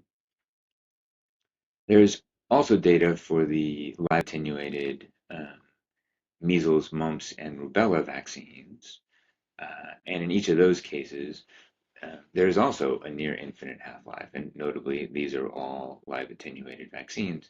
Um, as noted previously, measles is a highly infectious virus, and so it is difficult to exclude that people don't ever have any re-exposure to measles that might possibly boost the response. But the fact that these long-lasting durabilities are observed for measles, mumps, and rubella, and it's possible for the smallpox vaccine, suggest that these probably are intrinsic um, long-lived responses. The yellow fever vaccine is thought to generate lifelong circulating antibodies, but the actual measured data is 30 years, which is obviously a substantial amount of time. Interestingly, in this same category of very long-lasting antibody responses to vaccines, we can put the inactivated polio vaccine. There is a really valuable study from Sweden uh, that found no difference in polio antibody titers across a wide spectrum of ages in the Swedish population. And that's notable because in Sweden, they had only used the inactivated polio vaccine for a very long time, and polio um, virus had been eradicated from Sweden for many decades, and they had good data on all of this. And they do not implement booster immunizations. And so as a result, there's convincing data that in the Swedish population, there is not re-exposure to polio viruses. And yet, polio antibody titers were equivalent across a wide age range, indicating decades of stable maintenance of those antibody titers. Interestingly, in the same studies uh, of the same people, tetanus vaccine antibody titers and diphtheria vaccine antibody titers did decline over time, which was a nice demonstration in the same group of people that long-term antibody responses to vaccines are different, even if you exclude live attenuated vaccines from the analysis. There's been robust studies of tetanus antibody titers and diphtheria antibody titers. Those can be confounded by unknown booster immunizations, but overall, the data are compelling that uh, uh, one can get long-lasting antibody responses to these protein vaccines for essentially 10 to 20-year half-lives, which is obviously a very long period of time. Um, it's interesting that that is after something like 3 to 6 immunizations, and that durability still does not reach what's observed for these vaccines. So it is different, though clearly still quite long-lasting. And then um, the short-term antibody responses are noted here. The malaria RTSS vaccine does have a significantly shorter half-life. It's been estimated to have a long-term half-life, i.e. in this phase, of about 2 years. And the seasonal flu vaccine is generally considered to have a very short half-life. I will say that both for both of these, sometimes the quantitative data of the amount of antibody gets uh, conflated with the protective efficacy of the vaccine, and those are not identical. So, for example, the efficacy of the malaria vaccine is quite short, and the efficacy of the seasonal flu vaccine is quite short. Um, but for malaria, that's known to be because it's only at the highest levels of antibody that efficacy is observed. It takes a very high concentration of antibody for this vaccine to be efficacious. And thus, um, even though there may be a long-lasting antibody response, it's below the protective threshold for malaria. And flu has multiple confounders, infection, the fact that it's an unadjuvanted vaccine, but also it's confounded by the fact that people already have high levels of circulating antibody to flu at the time of receiving the seasonal. And so distinguishing signal from background isn't trivial in cases. At any rate, overall, uh, there is compelling data that different vaccines do generate antibody responses of different durability, and those are presumed to reflect different durability of long-lived plasma cells.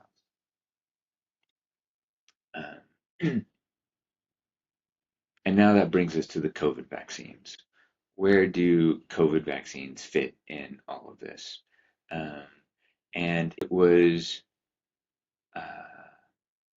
it is often stated that COVID vaccines do not generate durable antibody responses. That is incorrect. There is clear data that COVID vaccines can elicit long-term antibody responses. The reason for that misunderstanding is twofold and has already been discussed. It's a conflation of the antibody responses from the short-lived plasma cells and the long-lived plasma cells, as well as a conflation of the difference between the durability of the antibodies and the durability of the protective immunity observed. Okay, and so the durability of the protective immunity observed is confounded by the viral variants. SARS-CoV-2 variants escape antibody responses, and so reinfections are observed even though antibody is still present. It's just that antibody no longer has enough activity against the circulating virus to prevent infection. And second is the actual kinetics of the responses themselves. After 2 doses of a COVID RNA vaccine, there are very impressive circulating antibody titers generated. And this is shown both for neutralizing antibodies. The same is true for binding antibodies. And then those antibodies exhibit a rapid decay over the next 5 months, going out to 6 months from the initial immunization. Okay, and this is what has often been inferred to mean there's no long-lasting antibody. Okay, that is incorrect. This is a reflection of the half-life decay of the initial antibody response, which was so high it could still be observed 5 months later. And yet, if you just got 2 doses of vaccine, the light line here is 2 doses of vaccine, there's a decline and then it stabilizes. And interestingly, even at 6 months, if you compare the circulating antibody titers after 2 doses of RNA vaccine to the circulating antibody titers after infection for non-hospitalized cases, the vaccine is still eliciting higher neutralizing antibody titers than the infection. And interestingly, for the infection, we know that those circulating antibody titers are stable for at least 2 years after that infection. Now, also importantly, if a 3rd dose of RNA vaccine is administered, there is an increase in neutralizing antibody titers above what was observed to 2 doses, and the decline, the acute decline in those antibody titers is slower. And the set point of the long-lasting antibodies is higher and appears to have a half-life of quite a few years. That's can't be fully defined at this point because the virus still circulates widely, right? And so it's rare to be able to exclude re-exposure to the virus from some attribute of contributing to this. But it's quite clear that long-term antibody responses are present, and both the acute and long-term antibody responses are improved going from 1 dose to 2 doses to 3 doses, okay, of RNA vaccine. That data is most compellingly and robustly demonstrated by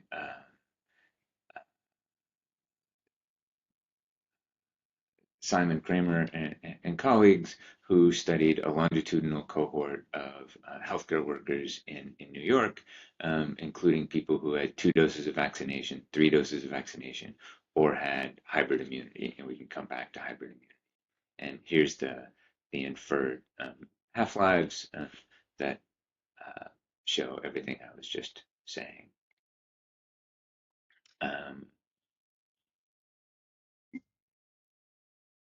Okay, so that is neutralizing antibodies to the RNA vaccines. We can also see comparisons of multiple technologies head to head for COVID vaccines in humans, which is a very useful reference point for understanding how antibody memory occurs in a technologically platform dependent manner. And here's one such study where head to head in a single study collected all at the same place, the Moderna vaccine, Pfizer vaccine, J&J adenoviral vaccine, and the Novavax recombinant protein vaccine were all compared head to head. Gray lines are individuals, thick colored lines are the medians, and then over here is a summary of the data at 6 months, including in yellow infection. And so, as noted, the RNA vaccines, even at 6 months, have higher neutralizing antibody titers than infection. And interestingly, 2 doses of the recombinant protein vaccine with a strong adjuvant gave similar antibody titers out at 6 months to that of RNA vaccines. And again, in both cases, the titers were higher than that elicited by infection itself, which is a pretty impressive accomplishment for a vaccine. Also notably, the adenoviral vector elicited significantly lower antibody titers than the RNA vaccines or the protein vaccine. And there are a number of studies showing these outcomes, including some in very large numbers of individuals, not comparing all 4, but there are other studies that compare any sort of 2 of these at higher scale and covering somewhat different time points. This is one useful example. So that this does directly demonstrate that the antibody titers are different depending on the technological platform being used. Not shown here are inactivated viral vaccines against COVID. Those did not elicit durable antibody responses. They were neutralizing antibodies were not present at 9 months. Consistent with a continuous decay. A second category for consideration is what happens after boosters. Does switching the booster help, for example? Does combinations of technologies help? Large studies were done of that, and there was no clear benefit of mixing and matching, so to speak. In general, boosting was the best with the vaccines that already gave the best responses to priming, i.e. boosting with the RNA vaccines generally gave higher antibody responses than did the viral vector, and same thing with the inactivated vaccines, i.e. If one had been primed with an inactivated virus COVID vaccine, the boost with the inactivated was not very good, but a boost with an RNA vaccine was quite robust. Lastly, there is the unique case of an individual who, instead of getting 2 doses of RNA vaccine or 3 doses of RNA vaccine, received 217 doses of vaccine. And it is notable that 6 months after their 215th dose, so essentially this kind of time point, but after 215 doses, that individual had approximately tenfold higher neutralizing antibody titers than individuals who had received a normal regimen.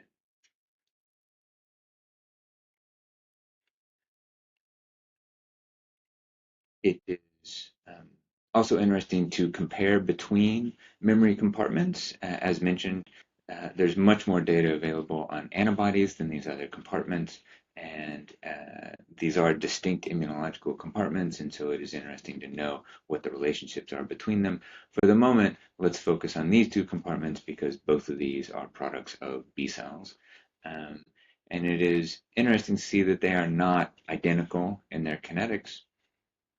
Um, the neutralizing antibody responses frequently have more of a sawtooth pattern.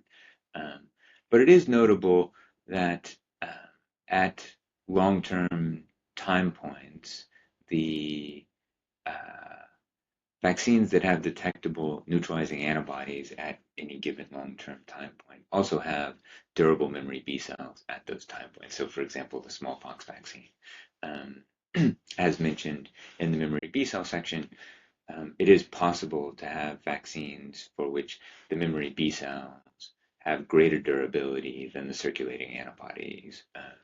This is observed for the hepatitis B vaccine and appears to be observed also for the inactivated COVID vaccines, where neutralizing antibody titers are undetectable, but memory B cells are detectable and booster responses to the vaccine are detectable, further indicating the presence of functional memory B cells. The plasma cells that are responsible for antibody memory can come from different B cell differentiation pathways. The short-lived plasma cells are can be generated in a germinal center independent manner, but out of a germinal center, both short-lived and long-lived plasma cells can be generated. And I often recall this both insightful and humorous diagram made by David Tarleton and Phil Hodgkin some years ago, noting that plasma cells are very important cell types and are clearly a distinct differentiation state, but that differentiation state can be reached by a variety of different pathways, perhaps with different consequences.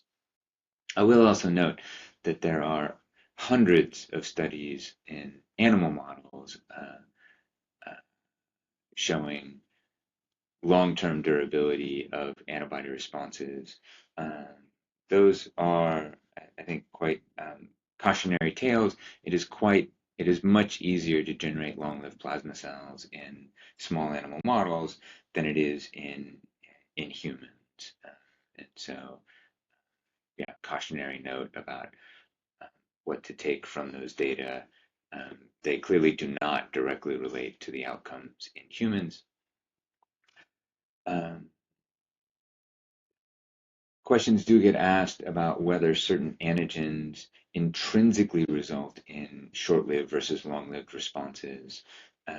There's some additional discussion of that topic in the written review. Here, I'll just simply note, in most cases, that doesn't appear to be the case, but autoimmunity, which is obviously not vaccine biology, does provide an illustrative example where in people under CAR T treatment for B cell depletion, it's been there's quite nice data available from a significant number of people now with a significant time gap as well, that measles antibody titers can be maintained after depletion of B cells in humans. But notably in those same individuals, most often the autoantibody titers decline, indicating a real difference in the longevity of the plasma cell compartments that those are coming from. Okay. Altogether consistent with there are long-lived and short-lived plasma cells, and that further, there are probably long-lived plasma cells that have different lifespans. So, functionalities of antibodies are really well covered in other review articles on antibody functions, and won't be covered further here. However, hybrid immunity and tissue immunity are important topics with lots of key advances in our understanding over the past 5 years.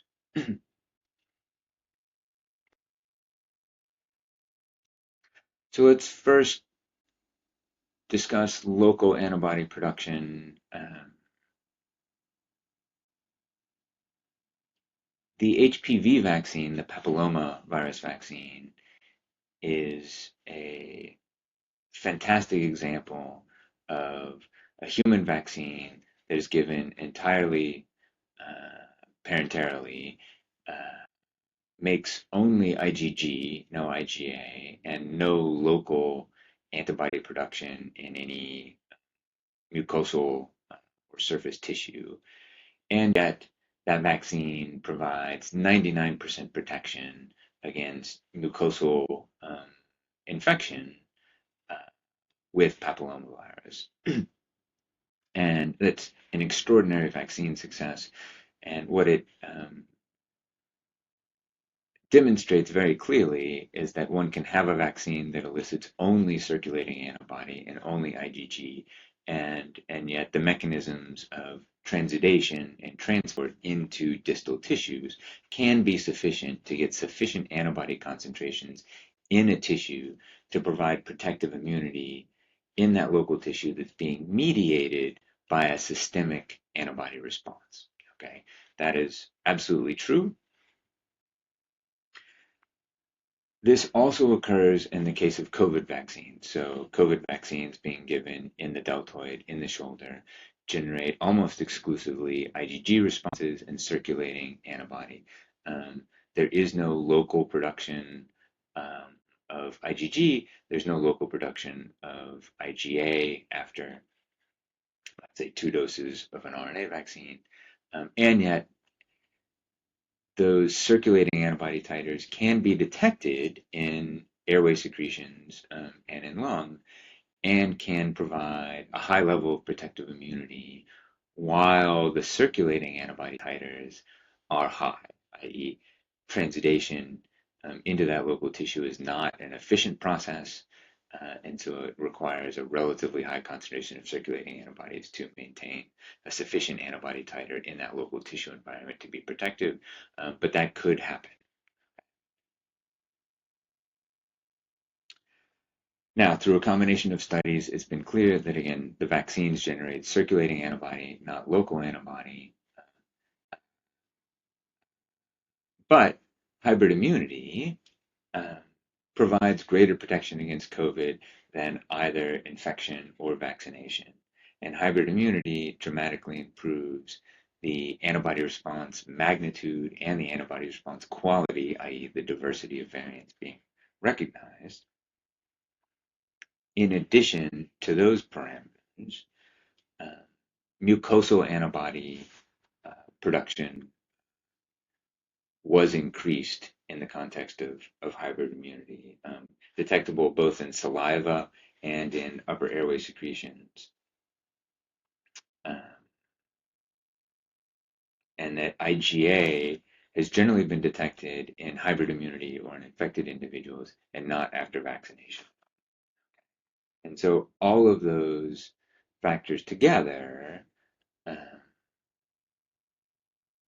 it's plausible that each of them are contributing to the better antibody-dependent immunity provided by the COVID vaccines in the context of hybrid immunity, i.e., higher antibody titers, uh, better neutralization of variants, more local antibody production, and production of IgA in mucosal tissues.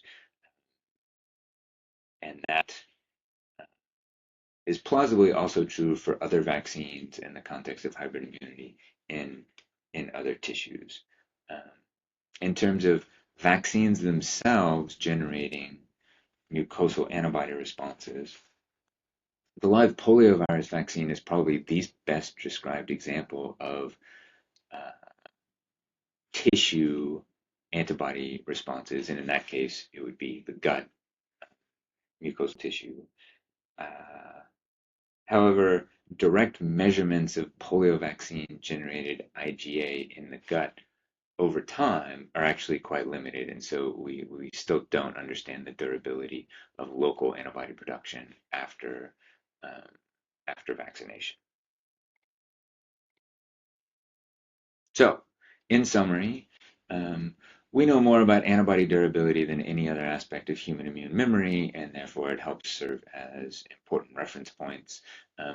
It's clearly shown that vaccine-generated antibodies can be detected for greater than 88 years in some contexts. Um, and local tissue production of antibodies are predominantly generated in association with infections, not vaccinations. But systemic transidated antibodies can have very potent protective activities. Um, and knowledge gaps that remain are that for various vaccines, it would be valuable to have longitudinal data from individual humans lasting longer than 12 months and better address confounding factors of potential exposures and understanding the relationship between human vaccines and local production of antibodies. And it would also be wonderful to continue to develop a better holistic understanding of immune-related human vaccines, comparing the durability of antibodies with each of the other immune memory compartments, memory B cells, CD8 T cells, CD4 T cells, the T cell memory, the B cell memory, and the antibodies each appear to have distinct kinetics. And as stated throughout this review, um, uh, certainly in the case of antibodies, not all vaccines and not all technologies give the same durability of outcomes.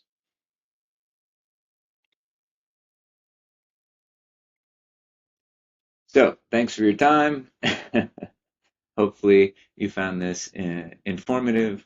Um, as noted in the introduction, full details and full citations are provided in the written review. Additionally, there are more extensive future directions and concluding comments in the written review. Um, Given that vaccines are one of the most important medicines that humanity has, it's a very high value to continue to better understand immune memory to vaccines, but we've certainly learned a great deal. Signing off.